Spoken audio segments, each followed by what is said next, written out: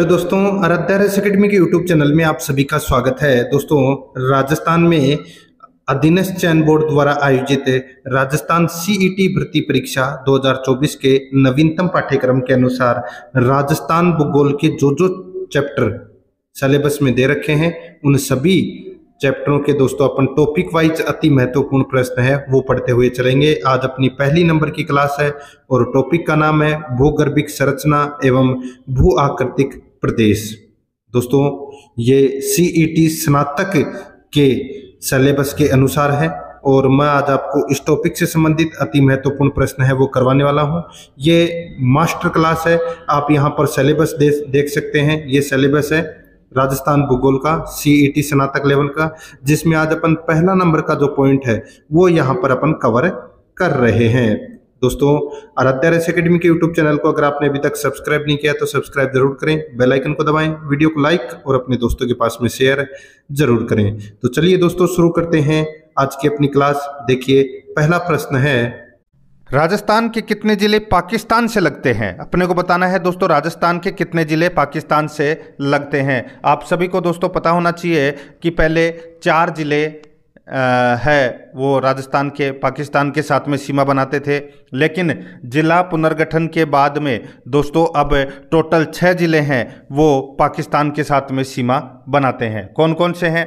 श्री गंगानगर, दूसरा है अनूपगढ़, तीसरा बीकानेर, चौथा फलोदी, पांचवा जैसलमेर और छठा बाड़मेर, जिसमें सर्वाधिक सीमा जैसलमेर की लगती है। उसके बाद में सबसे न्यूनतम सीमा है वो दोस्तों फलोदी की लगती है। ठीक है, ये भी आपको इसमें याद रखना है। तो यहाँ पर अपना 3 नंबर का ऑप्शन बिल्कुल सही उत्तर हो जाएगा। नेक्स्ट आगे देखिए, निम्न में से जिला युग्म जो पाली से सीमा नहीं बनाता है, दोस्तों पाली से सीमा नहीं बनाता है वो अपने को यहाँ पर बताना है। दोस्तों मैं यहाँ पे आपको बताऊं, देखिए पाली से कुल 7 जिले हैं वो सीमा बनाते हैं। ठीक है, कौन कौन से? राजसमंद, उदयपुर, सिरोही, जालोर, बालोतरा, जोधपुर ग्रामीण और ब्यावर। ठीक है, तो दोस्तों यहाँ पर देखिए आपको दिखाई दे रहा होगा जालोर बालोतरा है, राजसमंद जोधपुर ग्रामीण है, सिरोही उदयपुर है, लेकिन बीकानेर नागौर है वो दोस्तों इसमें गलत दे रखा है। तो यहाँ पर 2 नंबर का ऑप्शन बिल्कुल सही उत्तर हो जाएगा। तीसरा नंबर का प्रश्न इसमें देखिए, निम्नलिखित में से कितने जिलों से स्पर्श करते हुए कर्क रेखा राजस्थान से निकलती है? तो दोस्तों सभी को पता होगा, देखिए कर्क रेखा राजस्थान के 2 जिलों से होकर गुजरती है, डूंगरपुर और बांसवाड़ा। तो यहाँ पर अपना इसमें राइट आंसर 1 नंबर का ऑप्शन बिल्कुल सही उत्तर हो जाएगा। आगे देखिए दोस्तों, यहाँ पे वह जिला युग्म जहां सूर्य की किरणें क्रमशः सीधी तथा तिरछी पड़ती है। बताइए, सूर्य की जो किरणें हैं वो सीधी दोस्तों कहाँ पड़ती है? तो दोस्तों सीधी है वो बांसवाड़ा में पड़ती है और तिरछी है वो गंगानगर में पड़ती है। तो यहाँ पर अपना इसमें राइट आंसर क्या हो जाएगा दोस्तों? 1 नंबर का जो ऑप्शन है वो इसका बिल्कुल सही उत्तर इसमें हो जाएगा। ये आपको इसमें याद रखना है। ठीक है, आगे देखिए दोस्तों, यहाँ पे निम्नलिखित में से वह जिला जो 26 डिग्री 01 मिनट और 28 डिग्री 02 मिनट उत्तरी अक्षांश से 69.5 डिग्री से दोस्तों 72 डिग्री 15 मिनट पूर्वी देशांतर के मध्य स्थित है। बताइए दोस्तों वो जिला कौन सा है? तो आपको पता होना चाहिए दोस्तों, उस जिले का नाम है दोस्तों जैसलमेर।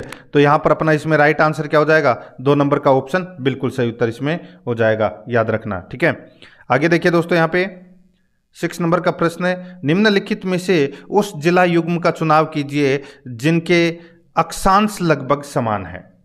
बताइए दोस्तों वो जिला युग्म कौन सा है जिसके अक्षांश लगभग समान है? तो दोस्तों इसका जो राइट आंसर हो जाएगा वो है, कौन सा जिला है वो? तो वो है दोस्तों पाली और बाड़मेर। तो यहाँ पर अपना इसमें राइट आंसर हो जाएगा 1 नंबर का ऑप्शन बिल्कुल सही उत्तर हो जाएगा। आगे देखिए, निम्नलिखित जिला विकल्प समूह में से कौन सा विकल्प स्थल सीमा संलग्न है? इस यानी कि कौन सा विकल्प है वो इसमें सही है वो अपने को यहाँ पर बताना है कि जिसकी स्थल सीमा है वो जुड़ी हुई है। तो दोस्तों यहाँ पर आप देख सकते हैं इसमें इसका राइट आंसर है वो हो जाएगा दोस्तों इसमें दौसा, भरतपुर, गंगापुर सिटी और अलवर। ठीक है, यहाँ पर अपना इसमें 1 नंबर का ऑप्शन बिल्कुल सही उत्तर हो जाएगा। इनकी जो स्थलीय सीमा है वो आपस में जुड़ी हुई है। आगे देखिए 8 नंबर का प्रश्न है, जैसलमेर के उत्तर तथा पोखरण के दक्षिण में जुरासिक चट्टानों से निर्मित बलुआ पत्थर क्षेत्र जहां भूमिगत जल के भंडार पाए जाते हैं वह क्षेत्र कहलाता है। तो दोस्तों वह क्षेत्र क्या कहलाता है? तो दोस्तों इसका राइट आंसर हो जाएगा उस क्षेत्र को बोलते हैं दोस्तों रन। क्या बोलते हैं? रन बोलते हैं। यहां पर 4 नंबर का जो ऑप्शन है वो इसका बिल्कुल सही उत्तर इसमें हो जाएगा। आगे देखिए दोस्तों, यहाँ पे 9 नंबर का प्रश्न है, पश्चिमी राजस्थान में जल संचयन के लिए बनाई गई अस्थायी झीलों को क्या कहा जाता है? बताइए दोस्तों, पश्चिमी राजस्थान में जल संचयन के लिए बनाई गई अस्थायी झीलों को क्या कहा जाता है? तो दोस्तों उसको कहा जाता है, ये तो सभी को पता होगा दोस्तों, क्या बोलते हैं? तो दोस्तों उनको खड़ीन या टाट बोलते हैं, खड़ीन या टाट। तो यहाँ पर इसमें 1 नंबर का जो ऑप्शन है वो इसका बिल्कुल सही उत्तर इसमें हो जाएगा। आगे देखिए दोस्तों, यहाँ पे 10 नंबर का प्रश्न है, निम्न में से असत्य कथन का अपने को यहाँ पर क्या करना है? चयन करना है कि कौन सा इसमें असत्य कथन है। देखिए, राजस्थान के बाड़मेर जिले की सीमा संलग्न की स्थिति दोहरी प्रकृति यानी कि अंतर्राष्ट्रीय और अंतर्राज्यीय है। बिल्कुल सही है। अंतर्राष्ट्रीय दोस्तों पाकिस्तान के साथ में लगती है और अंतर्राज्यीय दोस्तों गुजरात के साथ में सीमा लगती है। बिल्कुल सही पहला कथन है। दूसरा देखिए, राजस्थान की सीमावर्ती राज्यों में 5 राज्यों की सीमा लगती है। बिल्कुल सही है दोस्तों, 5 राज्यों की सीमा है वो लगती है। आगे देखिए दोस्तों, यहाँ पे राजस्थान के झुंझुनू, नीमकाथाना, चूरू जिले हरियाणा के हिसार जिले की सीमा को स्पर्श करते हैं, लेकिन हनुमानगढ़ जिले की सीमा को स्पर्श नहीं करती है। तो दोस्तों ये भी इसमें बिल्कुल सही है। ठीक है, तो ये अपना तीसरा नंबर का कथन है, वो भी दोस्तों इसमें क्या है? सत्य है। तो यहाँ पर अपना इसमें राइट आंसर क्या हो जाएगा? वो है उपरोक्त में से कोई नहीं। तो यहाँ पर 4 नंबर का जो ऑप्शन है वो इसका बिल्कुल सही उत्तर इसमें हो जाएगा, याद रखना। ठीक है, यहाँ पे बात हो रही है सिर्फ हिसार जिले की सीमा। ठीक है, तो यहाँ पर 4 नंबर का ऑप्शन बिल्कुल सही। मैं आपको बताऊं दोस्तों, हरियाणा के साथ राजस्थान की अंतर्राज्यीय सीमा है वो 1262 किलोमीटर है और 8 जिले राजस्थान के हैं वो हरियाणा के साथ में सीमा बनाते हैं। कौन कौन से हैं? हनुमानगढ़, चूरू, झुंझुनू, नीमकाथाना, कोटपूतली, बैरोड, खेरतल, तिजारा, अलवर और डीग। ठीक है, तो यहाँ पर 4 नंबर का जो ऑप्शन है वो इसका बिल्कुल सही उत्तर हो जाएगा। यहाँ पर इसमें राइट आंसर क्या हो जाएगा? 4 नंबर का ऑप्शन सही। आगे देखिए दोस्तों, यहाँ पे निम्नलिखित में से कौन सा सुमेलित नहीं है? कौन सा सुमेलित नहीं है वो अपने को यहाँ पर बताना है। दोस्तों देखिए, मरुस्थलीय प्रदेश है, ये इसका क्षेत्रफल कितना है? तो 61.11% है। ये दोस्तों इसमें क्या है? बिल्कुल सही है। आगे देखिए, पूर्वी मैदानी प्रदेश का दोस्तों यहाँ पे 23% है। दोस्तों ये भी बिल्कुल इसमें क्या है? सही है। यहाँ पे देखिए, अरावली प्रदेश 10% दे रखा है, जो कि इसमें गलत है। अरावली का जो कुल क्षेत्रफल है वो दोस्तों 9% है और इसमें 10% जनसंख्या निवास करती है। ठीक है, यानी कि तीसरा गलत दे रखा है। चौथा देखिए, पठारी प्रदेश 6.85%, ये भी बिल्कुल सही है। तो यहाँ पर 3 नंबर का जो ऑप्शन है वो इसका बिल्कुल सही उत्तर इसमें हो जाएगा। 12 नंबर का प्रश्न है, इसमें देखिए, निम्नलिखित कथनों का परीक्षण कीजिए तथा उचित कूट की सहायता से असत्य विकल्प का अपने को यहाँ पर क्या करना है? चयन करना है कि असत्य विकल्प कौन सा है। ठीक है, देखिए दोस्तों, इसमें राजस्थान की आकृति विषम कोण चतुर्भुज के समान है। बिल्कुल सही है। राजस्थान भारत के उत्तर पश्चिम में स्थित प्रदेश है जिसका क्षेत्रफल भारत के क्षेत्रफल का 10.41% है। ये भी बिल्कुल सही है। तीसरा देखिए, धौलपुर जिले की भौगोलिक एवं सामाजिक स्थिति या पर्यावरण या राजनीतिक सीमा उत्तर प्रदेश व मध्य प्रदेश से मिलती जुलती है। ये भी दोस्तों इसमें क्या है? बिल्कुल सही है। ठीक है, तो यहाँ पर अपना इसमें राइट आंसर क्या हो जाएगा? दोस्तों यहाँ पे असत्य विकल्प का अपने को यहाँ पर चयन करना था और तो दोस्तों यहाँ पे सारे के सारे क्या हैं? सत्य हैं। तो यहाँ पर इसका राइट आंसर क्या हो जाएगा? इनमें से कोई भी असत्य नहीं है। ठीक है, आगे देखिए दोस्तों, यहाँ पे 13 नंबर का प्रश्न है, निम्न में से असत्य कथन को अपने को यहाँ पर क्या करना है? पहचानना है कि असत्य कथन है वो कौन सा है। ठीक है दोस्तों, आप यहाँ पर देख सकते हैं, देखिए, राजस्थान की गुजरात के साथ सबसे लंबी सीमा उदयपुर बनाता है। दोस्तों बिल्कुल सही बात है, उदयपुर है वो सबसे लंबी सीमा है, वो गुजरात के साथ में बनाता है। आगे देखिए दोस्तों, इसमें देखिए अंतर्राष्ट्रीय व अंतर्राज्यीय सीमा बनाने वाले 2 जिले श्री गंगानगर व बाड़मेर हैं, बिल्कुल सही है। मध्य प्रदेश व गुजरात के साथ अंतर्राज्यीय सीमा बनाने वाला जिला है वो दोस्तों बांसवाड़ा है, ये भी दोस्तों बिल्कुल सही है। तो यहाँ पे 3 कथन तो इसमें क्या हो गए, सत्य हो गए। चौथा देखिए, राजस्थान के अंतर्राष्ट्रीय सीमा संलग्न जिले, अंतर्राष्ट्रीय सीमा संलग्न जिले चूरू, झुंझुनू, जयपुर, ये गलत हो जाएगा। मैंने आपको बताया था अंतर्राष्ट्रीय सीमा संलग्न जिले हैं वो टोटल 6 हैं, श्री गंगानगर, अनूपगढ़, बीकानेर, फड़ौदी, जैसलमेर और बाड़मेर। तो यहाँ पर ये गलत दे रखा है, तो यहाँ पर 4 नंबर का जो ऑप्शन है वो दोस्तों इसमें बिल्कुल सही उत्तर इसमें हो जाएगा। आगे देखिए, निम्नलिखित में से असत्य कथन का अपने को यहाँ पर क्या करना है, चयन करना है कि कौन सा इसमें असत्य कथन है। दोस्तों आप यहाँ पर देख सकते हैं, देखिए पंजाब राज्य के 2 जिले क्रमशः फाजिल्का तथा मुक्तसर राजस्थान के साथ सीमा बनाते हैं। दोस्तों इसमें क्या है, बिल्कुल सही है, ये कथन इसमें क्या है, सत्य है। दूसरा देखिए, राजस्थान के कुल स्थलीय सीमा बनाने वाले जिलों की संख्या है वो कितनी है, 26।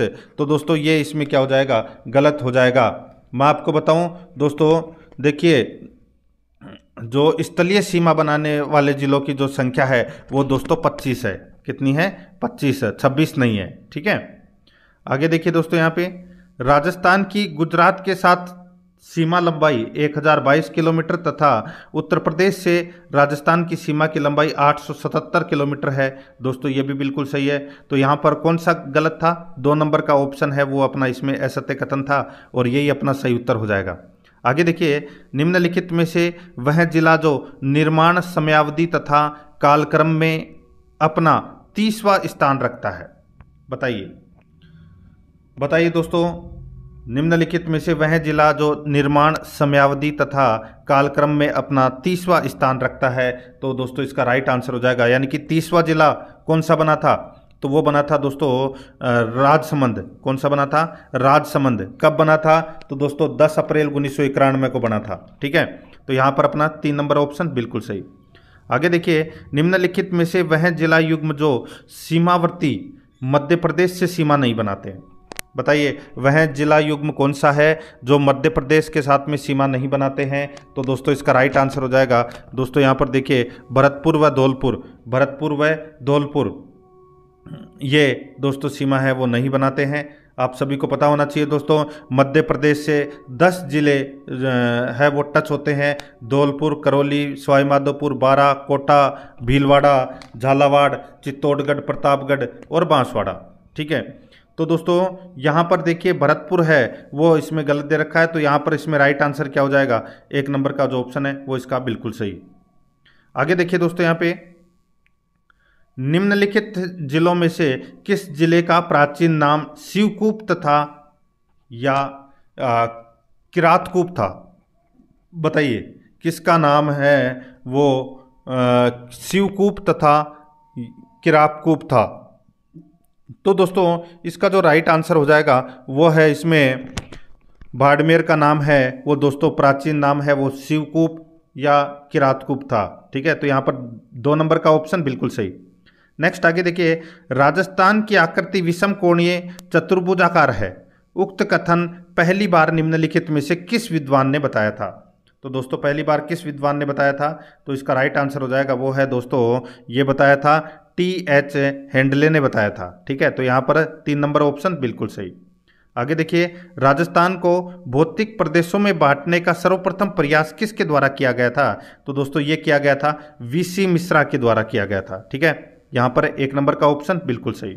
नेक्स्ट आगे देखिए, राजस्थान में निम्नलिखित में से कौन सा क्षेत्र सतही जल द्वारा मृदा अपरदन से सर्वाधिक प्रभावित है। तो दोस्तों इसका जो राइट आंसर हो जाएगा वो है चंबल प्रदेश। तो यहाँ पर 1 नंबर का जो ऑप्शन है वो इसका बिल्कुल सही उत्तर इसमें हो जाएगा, ये आपको इसमें याद रखना है, चंबल प्रदेश, ठीक है।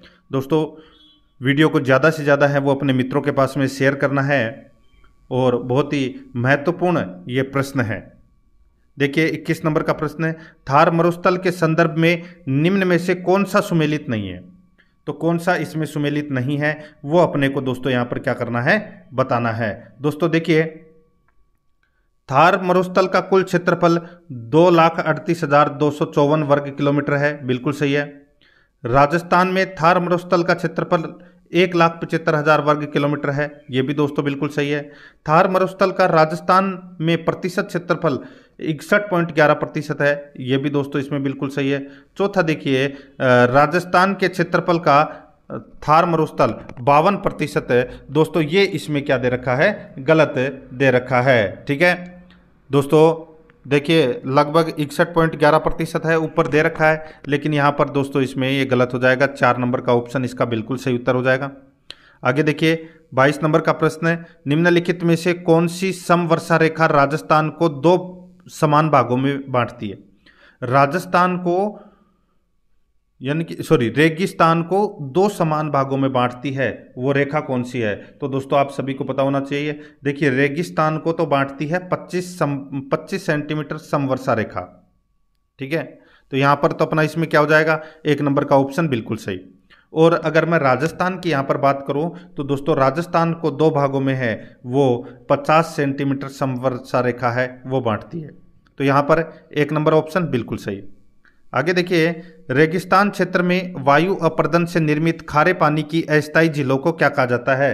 तो दोस्तों क्या कहा जाता है खारे पानी की अस्थायी झीलों को, तो इसका जो राइट आंसर हो जाएगा वो है दोस्तों पलाया बोलते हैं उसे। क्या बोलते हैं, पलाया।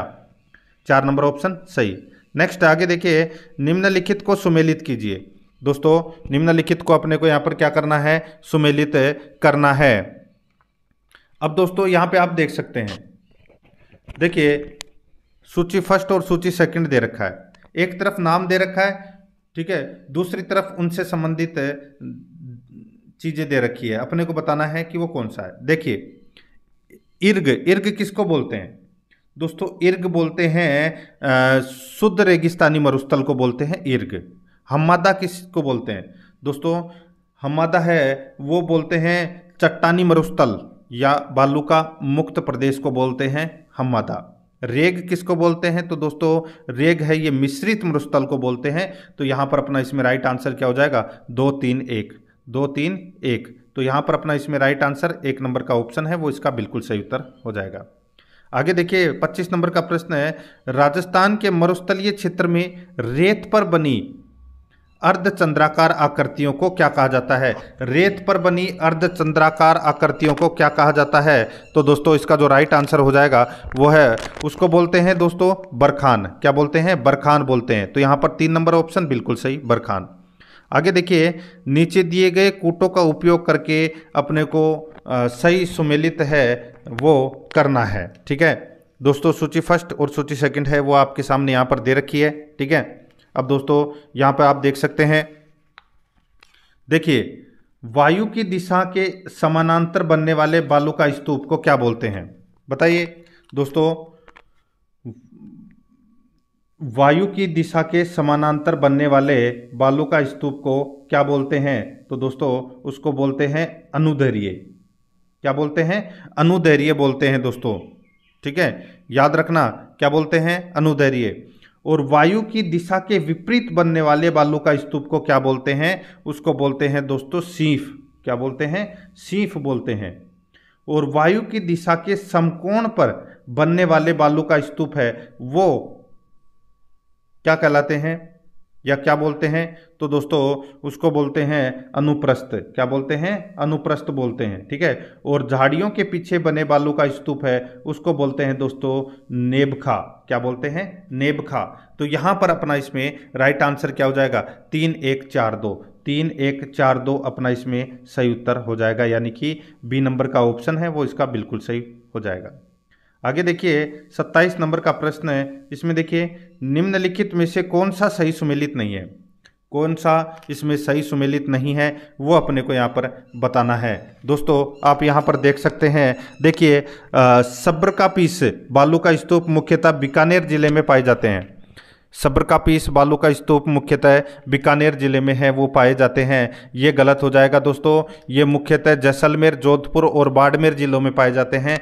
सब्रकापीस बालू का स्तूप बीकानेर है वो दोस्तों इसमें गलत दे रखा है। अपना पहला ही ऑप्शन है वो अपना राइट आंसर हो जाएगा, क्योंकि ये सही सुमेलित नहीं है। ठीक है, आगे देखिए तारा बालू का स्तूप मुख्यतः मोहनगढ़ व पोखरण में पाए जाते हैं, बिल्कुल सही है। आगे देखिए, जोधपुर जिले में सभी प्रकार के बालू का स्तूप पाए जाते हैं, ये भी बिल्कुल सही है। तो अपना सही उत्तर क्या हो जाएगा? पहला नंबर का ऑप्शन, क्योंकि वो गलत दे रखा था। आगे देखिए, रेगिस्तान में पाए जाने वाले पर्वतों का निम्न भाग जहां रेत इकट्ठी हो जाती है उसे क्या कहते हैं? तो बताइए, रेगिस्तान में पाए जाने वाले पर्वतों का निम्न भाग जहां रेत इकट्ठी हो जाती है उसको क्या बोलते हैं? दोस्तों, उसको बोलते हैं पिंडमाट बोलते हैं। क्या बोलते हैं? पिंडमाट, पिंडमाट। तो यहां पर अपना इसमें 2 नंबर का ऑप्शन बिल्कुल सही। आगे देखिए, नागौर, कुचामन, डीडवाना और अजमेर जिलों के मध्य पाई जाने वाली फ्लोराइड युक्त जल पट्टी को कहा जाता है। नागौर, कुचामन, डीडवाना और अजमेर जिलों के मध्य पाई जाने वाली फ्लोराइड युक्त जल पट्टी को क्या कहा जाता है? तो दोस्तों, उसको कहा जाता है कुबड़ पट्टी बोलते हैं। उसको क्या बोलते हैं? कुबड़ पट्टी, क्योंकि यहाँ पर फ्लोराइड की मात्रा है वो अधिक है। ठीक है, तो यहाँ पर अपना 1 नंबर ऑप्शन सही। 30 नंबर का प्रश्न है, इसमें देखिए को माल कहा जाता है, यानी कि किसको माल कहा जाता है जिसका निर्माण बेसाल्ट लावा से हुआ है? तो दोस्तों, इसका जो राइट आंसर हो जाएगा वो है किसका निर्माण? तो दोस्तों, सभी को पता होगा ये तो यहाँ पर इसमें राइट आंसर हो जाएगा हाड़ौती पठार का, यानी कि हाड़ौती पठार को माल कहा जाता है और इसका निर्माण है वो बेसाल्ट लावा से हुआ है। मध्यम काली मिट्टी है वो दोस्तों यहाँ पर पाई जाती है। यहाँ पर 2 नंबर ऑप्शन बिल्कुल सही।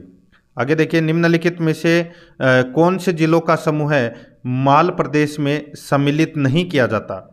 आप सभी को पता है कोटा, बूंदी, बारा, झालावाड़, ये 4 जिले हैं वो हाड़ौती जिलों के अंतर्गत आते हैं। तो यहाँ पर इसका राइट आंसर हो जाएगा वो है बांसवाड़ा, प्रतापगढ़ है वो इसमें नहीं आते हैं। यहाँ पर 3 नंबर ऑप्शन बिल्कुल सही। नेक्स्ट आगे देखिए, उदयपुर व डूंगरपुर के मध्य स्थित पहाड़ी व पठारी क्षेत्र जो मुख्य रूप से भील जनजाति का निवास स्थल कहा जाता है। तो दोस्तों, इसका जो राइट आंसर हो जाएगा वो है दोस्तों भोमट, भोमट। ठीक है, तो यहाँ पर 2 नंबर का जो ऑप्शन है वो इसका बिल्कुल सही, भोमट। आगे देखिए, बांसवाड़ा व डूंगरपुर के मध्य स्थित पहाड़ी क्षेत्र को कहा जाता है, तो क्या कहा जाता है? तो दोस्तों, इसको कहा जाता है मेवल। क्या बोलते हैं? मेवल बोलते हैं। तो यहाँ पर 4 नंबर का ऑप्शन बिल्कुल सही, मेवल। आगे देखिए, पश्चिमी मरुस्थलीय क्षेत्र में बालू का स्तूप मुक्त क्षेत्र में शामिल भाग है। पश्चिमी मरुस्थलीय क्षेत्र में बालू का स्तूप मुक्त क्षेत्र में शामिल भाग है। तो दोस्तों, इसका जो राइट आंसर हो जाएगा वो है देखिए पोखरण, रामगढ़, जैसलमेर, बालोतरा, फड़ौदी। तो यहाँ पर इसका राइट आंसर हो जाएगा उपरोक्त सभी। तो यहाँ पर 4 नंबर ऑप्शन बिल्कुल सही। आगे देखिए, राज्य में सर्वाधिक बालू का स्तूप किस जिले में व सभी प्रकार के बालू का स्तूप पाए जाते हैं? बताइए दोस्तों, कहाँ पर सभी प्रकार के बालू का स्तूप पाए जाते हैं? तो मैंने आपको बताया था दोस्तों अभी थोड़ी देर पहले ही, जोधपुर ग्रामीण में तो दोस्तों सभी प्रकार के बालू का स्तूप है वो पाए जाते हैं और सर्वाधिक बालू का स्तूप है वो दोस्तों जैसलमेर में पाए जाते हैं। तो यहाँ पर अपना इसमें 1 नंबर का ऑप्शन बिल्कुल सही उत्तर हो जाएगा। आगे देखिए, रेगिस्तानी क्षेत्र में जब वायु द्वारा रेत का जमाव अर्धचंद्राकार आकृति में किया जाता है, अर्धचंद्रा भी कर लेना दोस्तों यहाँ पे। ठीक है, रेगिस्तानी क्षेत्र में जब वायु द्वारा रेत का जमाव अर्धचंद्राकार आकृति में किया जाता है तो निर्मित स्थलाकृति कहलाती है। तो दोस्तों, निर्मित स्थलाकृति है वो क्या कहलाती है? तो इसका राइट आंसर हो जाएगा वो है दोस्तों बरखान बालू का स्तूप कहलाती है। तो यहाँ पर 3 नंबर ऑप्शन बिल्कुल सही। नेक्स्ट आगे देखिए, यहाँ पे दक्षिण राजस्थान के वे जिले जिन्हें सामूहिक रूप से वागड़ कहा जाता है। तो दोस्तों, वागड़ किसको कहा जाता है? तो दोस्तों, वागड़ बांसवाड़ा, डूंगरपुर और प्रतापगढ़ के क्षेत्र को वागड़ कहा जाता है। यहाँ पर 1 नंबर का ऑप्शन बिल्कुल सही। आगे देखिए, अरावली के पश्चिम का वह क्षेत्र जहाँ पुरानी जलोढ़ मिट्टी पाई जाती है उसको कहा जाता है। तो दोस्तों, उसको क्या कहा जाता है? राइट आंसर हो जाएगा उसको वागड़ बोलते हैं। ठीक है, क्या बोलते हैं? बागड़। तो यहाँ वागड़ नहीं, बागड़ बोलते हैं। ठीक है, ये आपको इसमें याद रखना है दोस्तों, एक होता है वागड़ और एक होता है बागड़। ठीक है, तो यहाँ पर अपना इसमें राइट आंसर क्या हो जाएगा? 3 नंबर का ऑप्शन बिल्कुल सही। आगे देखिए दोस्तों, यहाँ पे निम्नलिखित में से कौन सा जिला बागड़ क्षेत्र में शामिल नहीं किया जाता है? दोस्तों, बागड़ क्षेत्र में कौन कौन से जिले आते हैं ये भी आपको पता होना चाहिए। देखिए, पाली, नागौर, सीकर, झुंझुनू है ये बागड़ क्षेत्र में आते हैं। तो यहाँ पर अपना इसमें जोधपुर है वो इसके अंतर्गत नहीं आता है। 4 नंबर का ऑप्शन बिल्कुल सही। आगे देखिए, राज्य में 25 सेंटीमीटर से कम वर्षा वाला क्षेत्र कौन सा है? तो वो है दोस्तों राठी, ठीक है। 25 सेंटीमीटर से कम वर्षा वाला जो क्षेत्र है वो है दोस्तों राठी। अब दोस्तों मैं आपको बताऊं, राठी क्षेत्र में सम्मिलित जिले होते हैं जैसलमेर, बीकानेर और बाड़मेर। ये भी आपको इसमें याद रखना है। तो यहाँ पर अपना 4 नंबर का ऑप्शन बिल्कुल सही उत्तर हो जाएगा। आगे देखिए, चंबल नदी के अवनालिका अपर्दन से निर्मित उत्खात स्थलाकृति को कहा जाता है। बताइए दोस्तों, चंबल नदी के अवनालिका अपर्दन से निर्मित उत्खात स्थलाकृति को क्या कहा जाता है? तो दोस्तों उसको कहा जाता है बीहड़ या डांग कहते हैं, बीहड़ या डांग कहते हैं, ठीक है। आगे देखिए, निम्नलिखित में से किस जिले को डांग की रानी कहा जाता है? डांग की रानी कहा जाता है दोस्तों किसे? तो करौली को कहते हैं डांग की रानी। यहाँ पर 4 नंबर का ऑप्शन है वो इसका बिल्कुल सही उत्तर हो जाएगा। आगे देखिए, निम्नलिखित को सुमेलित करना है, ठीक है। सूची फर्स्ट और सूची सेकंड दे रखा है। अब दोस्तों यहाँ पर देखिए अपने को ये बताना है कि दोस्तों एक तरफ देखिए अरावली की सर्वाधिक ऊंचाई दे रखी है, न्यूनतम ऊंचाई दे रखी है, ठीक है। अब कूट भाषा में अपने को बताना है कि कौन सा इसमें सही है, ठीक है। देखिए दोस्तों, अरावली की जो सर्वाधिक ऊंचाई है वो है दोस्तों सिरोही में। कहाँ पर है? सिरोही में है अरावली की सर्वाधिक ऊंचाई, ठीक है। और अरावली की जो न्यूनतम ऊंचाई है वो है दोस्तों जयपुर ग्रामीण में। अरावली की जो न्यूनतम ऊंचाई है वो जयपुर ग्रामीण जिले में है, ठीक है। आगे देखिए, अरावली का सर्वाधिक विस्तार। दोस्तों अरावली का जो सर्वाधिक विस्तार है वो कहाँ पर है? तो दोस्तों वो है उदयपुर में। कहाँ पर है? उदयपुर में। और अरावली का जो न्यूनतम विस्तार है वो है दोस्तों अजमेर में, ठीक है। अरावली का न्यूनतम विस्तार कहाँ है? अजमेर में। सर्वाधिक विस्तार उदयपुर में और न्यूनतम ऊंचाई जयपुर ग्रामीण में है, ठीक है। तो यहाँ पर अपना इसमें राइट आंसर क्या हो जाएगा? 5 3 1 4, 5 3 1 4, यानी कि अपना इसमें 1 नंबर का जो ऑप्शन है वो इसका बिल्कुल सही उत्तर हो जाएगा। आगे देखिए, मरुस्थल का ऊंचा उठा हुआ भाग जहां कोई नदी प्रवाहित नहीं होती है कहलाता है। तो दोस्तों क्या कहलाता है वो? तो इसका जो राइट आंसर हो जाएगा वो है दोस्तों, वो है उसको थली बोलते हैं। क्या बोलते हैं? थली बोलते हैं। तो यहाँ पर अपना इसमें राइट आंसर क्या हो जाएगा? 3 नंबर ऑप्शन बिल्कुल सही। आगे देखिए, अरावली में सर्वाधिक दर्रे राजस्थान में कहाँ पाए जाते हैं? दोस्तों सर्वाधिक दर्रे हैं वो सिरोही में, राजसमंद में पाए जाते हैं। सर्वाधिक दर्रे हैं वो राजसमंद में पाए जाते हैं दोस्तों। आगे देखिए, निम्नलिखित को सुमेलित करें। एक तरफ है जिला है, दूसरी तरफ है दर्रे हैं। एक तरफ जिला है, दूसरी तरफ है दर्रे हैं। दोस्तों देखिए यहाँ पे आपको पता चल गया होगा। देखिए राजसमंद, उदयपुर, पाली ये दे रखे हैं, ठीक है। देखिए दोस्तों यहाँ पे राजसमंद के दर्रे कौन कौन से हैं? तो दोस्तों राजसमंद के जो दर्रे हैं, देखिए मैंने बताया था सबसे ज़्यादा दर्रे हैं वो राजसमंद में हैं। तो देखिए सोमेश्वर नाल, हाथीगुड़ा की नाल, कमली घाट, गोरम घाट, पगत्या और जीवना नाल, ये कहाँ पर है? तो ये राजसमंद में है। तो उदयपुर में है दोस्तों कौन कौन से दर्रे? तो दोस्तों अब पता होना चाहिए। उदयपुर में है दोस्तों देबर नाल, केवड़ा नाल और फुलवारी की नाल, ठीक है। और यहाँ पे हाथी नाल, ये क्या है दोस्तों? पहले का 2, तीसरे का 3, ठीक है। पाली के दर्रा कौन सा है? दोस्तों पाली का दर्रा है वो देसूरी की नाल है, ये पाली का दर्रा है। और ब्यावर के अंदर दोस्तों सुरानाल और पखेरिया दर्रा, ये पाली ब्यावर के दर्रे हैं, ठीक है। तो यहाँ पर अपना इसमें राइट आंसर क्या हो जाएगा? वो है 2 3 4 1, 2 3 4 1, अपना इसमें क्या हो जाएगा? सही उत्तर हो जाएगा, यानी कि 1 नंबर ऑप्शन बिल्कुल सही। नेक्स्ट आगे देखिए, केवड़ा की नाल किस जिले में स्थित है? दोस्तों केवड़ा की नाल है वो कहाँ पर स्थित है? तो ये उदयपुर में है दोस्तों। राइट आंसर इसमें 3 नंबर ऑप्शन हो जाएगा। आगे देखिए, सुर्रा घाट व शिवपुर घाट स्थित है। तो दोस्तों ये कहाँ पर स्थित है? राइट आंसर हो जाएगा इसमें दोस्तों, ये मध्य अरावली में है। तो यहाँ पर 3 नंबर ऑप्शन बिल्कुल सही। नेक्स्ट आगे देखिए, निम्नांकित में से कौन सा दक्षिण अरावली को पार करने वाला दर्रा नहीं है? बताइए कौन सा दर्रा दक्षिण अरावली को पार करने वाला दर्रा नहीं है? तो इसका जो राइट आंसर हो जाएगा वो है दोस्तों अरनिया दर्रा है। ये दक्षिण अरावली को पार करने वाला दर्रा नहीं है। तो यहाँ पर अपना इसमें दोस्तों राइट आंसर क्या हो जाएगा? वो है 3 नंबर का जो ऑप्शन है वो इसका बिल्कुल सही उत्तर इसमें हो जाएगा, याद रखना। ठीक है, अर्निया। आगे देखिए दोस्तों, यहाँ पे 50 नंबर का प्रश्न है, निम्नलिखित में से कौन सा सुमेलित नहीं है। तो कौन सा सुमेलित नहीं है वो अपने को यहाँ पर बताना है। दोस्तों देखिए, एक तरफ बालू का स्तूप के प्रकार दे रखे हैं, दूसरी तरफ विस्तार वाले जिले दे रखे हैं। यहाँ पर आप देख सकते हैं दोस्तों, अनुप्रस्थ बालू का स्तूप दोस्तों बाड़मेर और जोधपुर में मिलेंगे आपको, बिल्कुल सही है। पैराबोलिक बालू का स्तूप है, ये जैसलमेर, बाड़मेर, जोधपुर और बीकानेर में है। सीफ है, ये चूरू, बीकानेर और जैसलमेर में है, ये भी बिल्कुल सही है।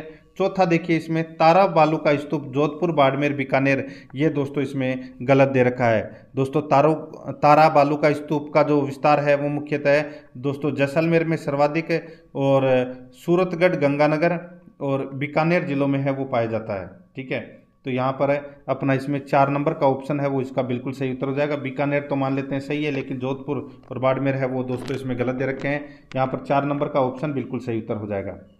आगे देखिए, मरुस्थलीकरण में सर्वाधिक योगदान किन बालू का स्तूपों का होता है। तो किन बालू का स्तूपों का सर्वाधिक योगदान होता है।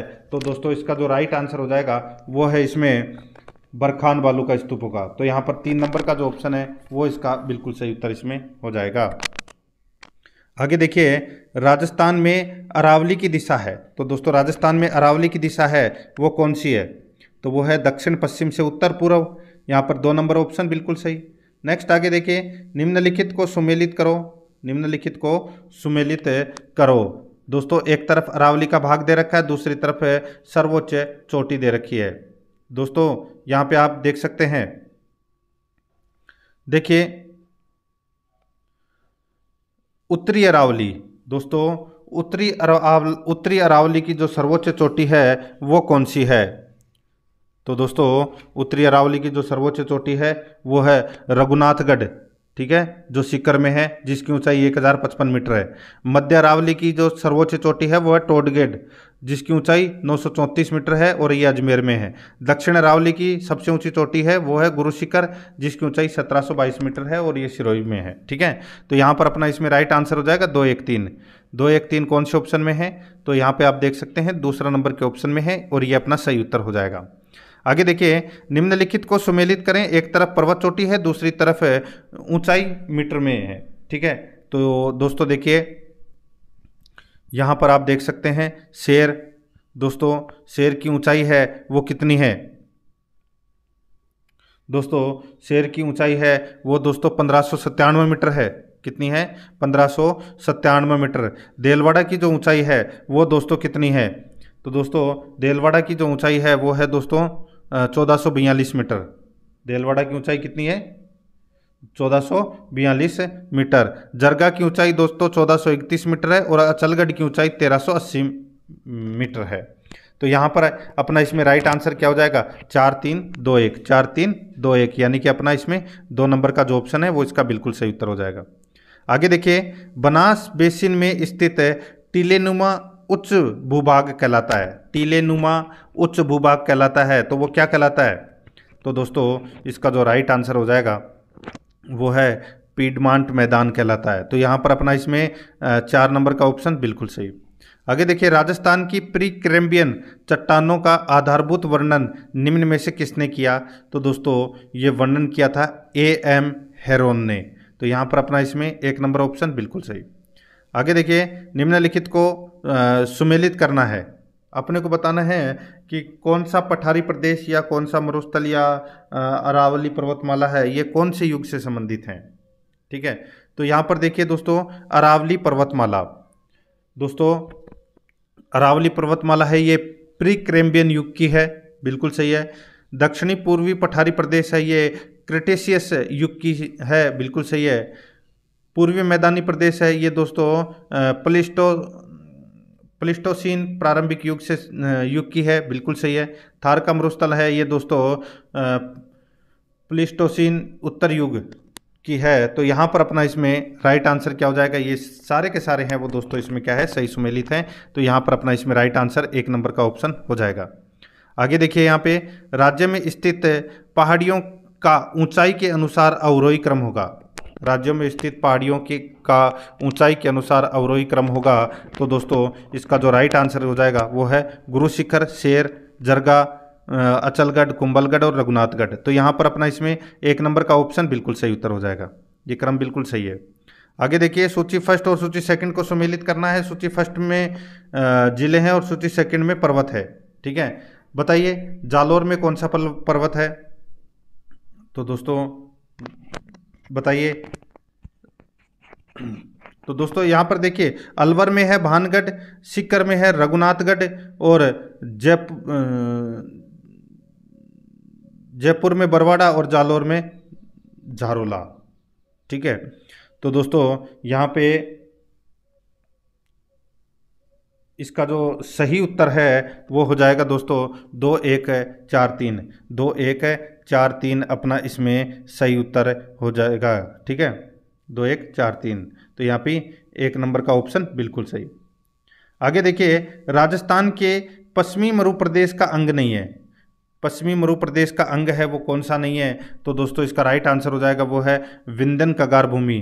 तो यहाँ पर इसमें राइट आंसर 3 नंबर ऑप्शन। आगे देखिए, राज्य में गग्गर का मैदान स्थित है। दोस्तों गग्गर का मैदान है ये गंगानगर, हनुमानगढ़ और अनूपगढ़ जिलों में है। तो यहाँ पर 1 नंबर ऑप्शन बिल्कुल सही। देखिए, सूची फर्स्ट को सूची सेकंड से सुमेलित करना है। सूची फर्स्ट में अरावली की पहाड़ियाँ हैं और सूची सेकंड में ऊंचाई मीटर में है। ठीक है, बताना है कि कौन सा इसमें सही है। देखिए दोस्तों, बबाई की जो ऊंचाई है वो कितनी है? तो वो है दोस्तों 780 मीटर बबाई की ऊंचाई। ठीक है, और तारागढ़ की ऊंचाई 873 मीटर है। सायरा, दोस्तों सायरा की ऊंचाई है वो है 900 मीटर और रोजा भाकर की है दोस्तों 730 मीटर। तो यहाँ पर है अपना इसमें सही उत्तर हो जाएगा वो है दोस्तों 2, 3, 4, 1। 2, 3, 4, 1 अपना इसमें सही उत्तर हो जाएगा। 1 नंबर का ऑप्शन बिल्कुल सही उत्तर इसमें हो जाएगा। आगे देखिए, विंध्यन कगार भूमि जिन नदियों के मध्य स्थित है वे हैं। विंध्यन कगार भूमि जिन नदियों के मध्य स्थित है वे हैं। तो इसका राइट आंसर हो जाएगा वो है दोस्तों चंबल व बनास। यहाँ पर 2 नंबर का ऑप्शन बिल्कुल सही उत्तर हो जाएगा। आगे देखिए, निम्नलिखित में से कौन सी पहाड़ियाँ मध्य अरावली श्रेणी में स्थित है? तो इसका जो सही उत्तर हो जाएगा वो है दोस्तों मेरवाड़ा पहाड़ियाँ। यहाँ पर 4 नंबर का जो ऑप्शन है वो इसका बिल्कुल सही उत्तर हो जाएगा। आगे देखिए, पश्चिमी राजस्थान के रेतीले मैदान का कितना प्रतिशत क्षेत्र बालू का स्तूप मुक्त है? तो बालू का स्तूप मुक्त है वो है दोस्तों 41.5%। यहाँ पर 1 नंबर ऑप्शन बिल्कुल सही। आगे देखिए, निम्नलिखित कथनों पर विचार कीजिए कि कौन सा कथन है वो दोस्तों इसमें सत्य है। ठीक है, सत्य कथन अपने को यहाँ पर बताना है। देखिए दोस्तों, राजस्थान में बांसवाड़ा जिले में सूर्य की किरणें 21 जून को सीधी पड़ती है, बिल्कुल सही है। राजस्थान के गंगानगर जिले में अन्य जिलों की अपेक्षा सूर्य की किरणों का तिरछापन अधिक है। तो दोस्तों बिल्कुल सही है। तो यहाँ पर दोनों के दोनों कथन है वो दोस्तों सही है। इसका राइट आंसर हो जाएगा 3 नंबर ऑप्शन बिल्कुल सही। 1 और 2 दोनों सही है। आगे देखिए, अरावली की निम्नलिखित चोटियों को उनके आरोही क्रम में व्यवस्थित करना है। ठीक है, तो दोस्तों आरोही क्रम है वो मैं आपको बता रहा हूँ। दोस्तों देखिए, रघुनाथगढ़, कुंभलगढ़, अचलगढ़ और जरगा बढ़ते हुए क्रम में। तो यहाँ पर 3 नंबर ऑप्शन बिल्कुल सही। आगे देखिए, उपरमाल का पठार में शामिल हो जाता है। उपरमाल का पठार में शामिल हो जाता है तो इसका जो राइट आंसर हो जाएगा वो है दोस्तों इसमें मालवा का पठार में, मालवा के पठार में शामिल हो जाता है। आगे देखिए, अरावली पर्वत किस प्रकार का है? अरावली पर्वत है ये किस प्रकार का है?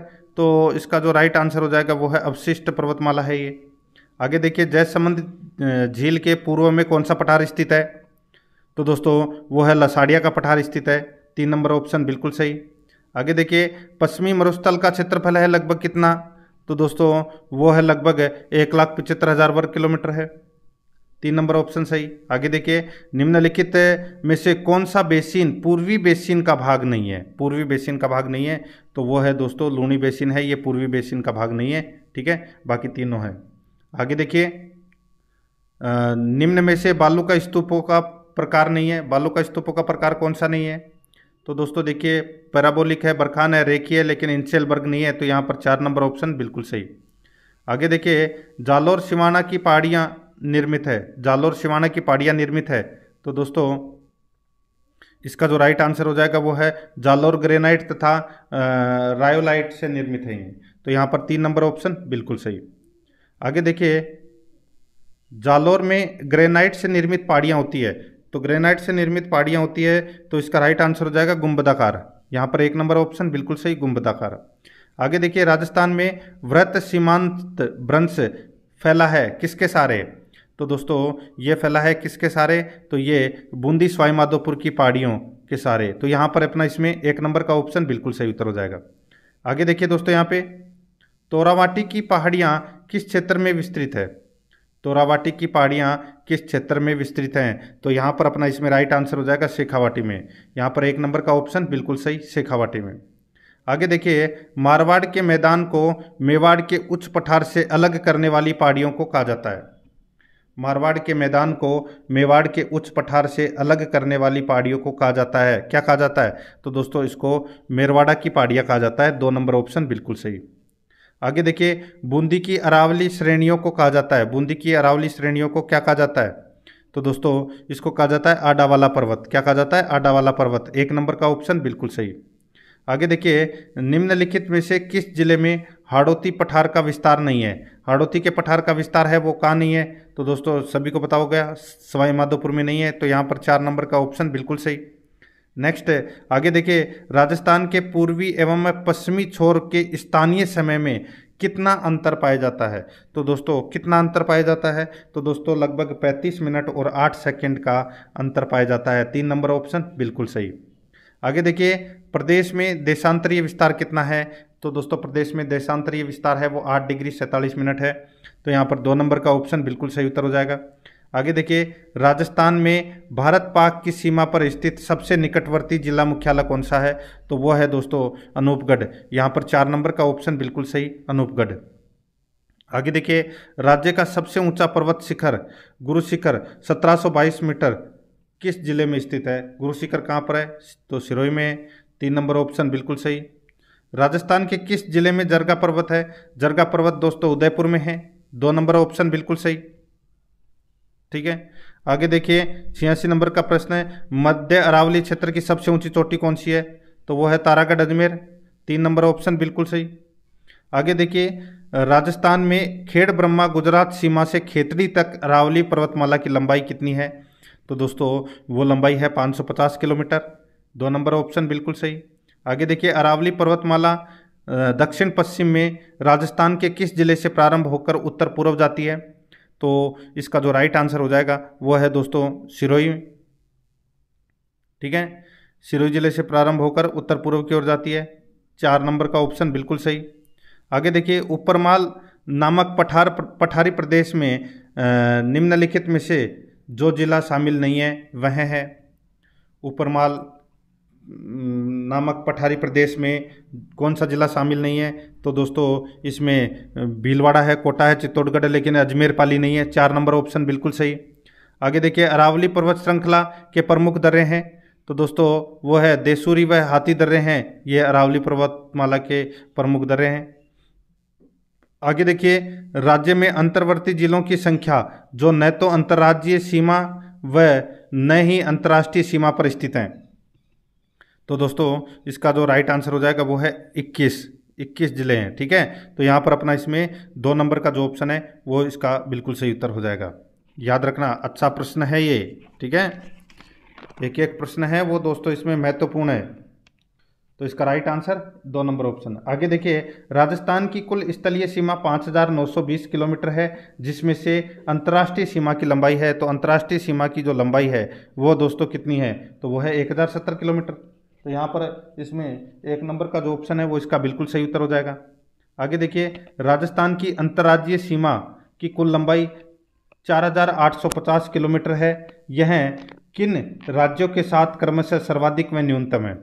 तो दोस्तों सर्वाधिक है वो आप सभी को पता है मध्य प्रदेश के साथ में लगती है, और सबसे कम है वो पंजाब के साथ में लगती है 89 किलोमीटर की। ठीक है, तो यहाँ पे मध्य प्रदेश और पंजाब अपना इसमें राइट आंसर हो जाएगा। 2 नंबर ऑप्शन सही।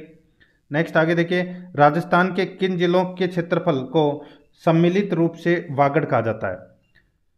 बताइए, किन जिलों के क्षेत्रफल को सम्मिलित रूप से वागड़ कहा जाता है। तो दोस्तों इसका जो राइट आंसर हो जाएगा, देखिए दोस्तों वागड़ की बात हो रही है यहाँ पे। एक होता है बागड़, ठीक है, जिसमें सिक्कर चूरू झुंझुनू का क्षेत्र आता है इसमें, ठीक है, और एक है वागड़, ठीक है। तो वागड़ के में देखिए डूंगरपुर तो आएगा ही, ठीक है, और बांसवाड़ा, डूंगरपुर बांसवाड़ा है वो इसमें मुख्य रूप से आते हैं। तो यहाँ पर अपना इसमें राइट आंसर क्या हो जाएगा, वो है डूंगरपुर और बांसवाड़ा, ये दोनों आते हैं। तो और एक प्रतापगढ़ भी आता है, लेकिन प्रतापगढ़ ऑप्शन में नहीं है। तो यहाँ पर अपना इसमें राइट आंसर 1 नंबर ऑप्शन हो जाएगा।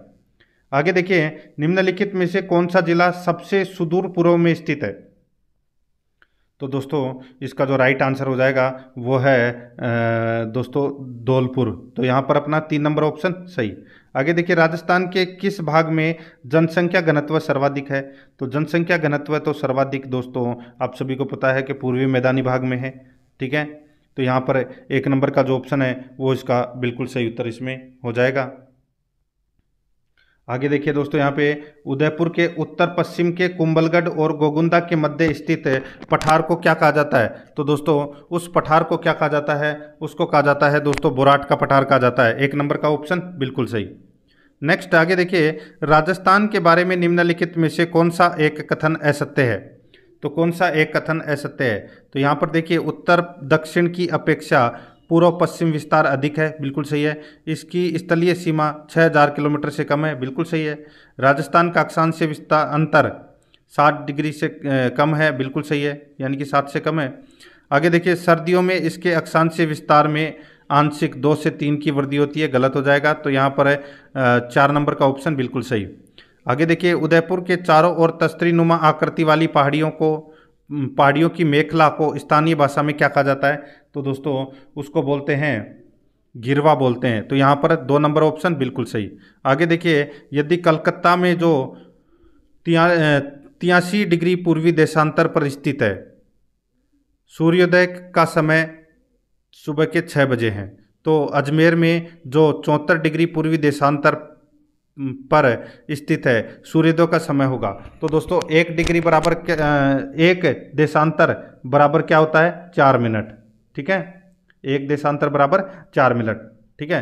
अब दोस्तों इन दोनों में अंतर देख लीजिए, एक तो है 83 डिग्री और एक है 74 डिग्री। दोनों में अंतर कितने का आ रहा है, 9, ठीक है, यानी कि 9 देशांतर। तो 9 को अपन क्या करेंगे, 4 से मल्टीप्लाई करेंगे तो कितना हो जाएगा, 36। तो दोस्तों यहाँ पे 6 में 36 और जोड़ दीजिए, यानी कि 6:36 पर आता है। तो यहाँ पर 3 नंबर का जो ऑप्शन है वो इसका बिल्कुल सही उत्तर इसमें हो जाएगा। तो दोस्तों आपके कितने प्रश्न सही हुए हैं कमेंट में आपको जरूर बताना है। और आराध्या रेस एकेडमी के यूट्यूब चैनल को सब्सक्राइब नहीं किया है सीईटी की भयंकर तैयारी के लिए, तो दोस्तों चैनल को अभी सब्सक्राइब करें, बेल आइकन को दबाएं, वीडियो को लाइक और अपने दोस्तों के पास में शेयर जरूर करें। मिलते हैं दोस्तों नेक्स्ट क्लास में। जय हिंद, जय भारत।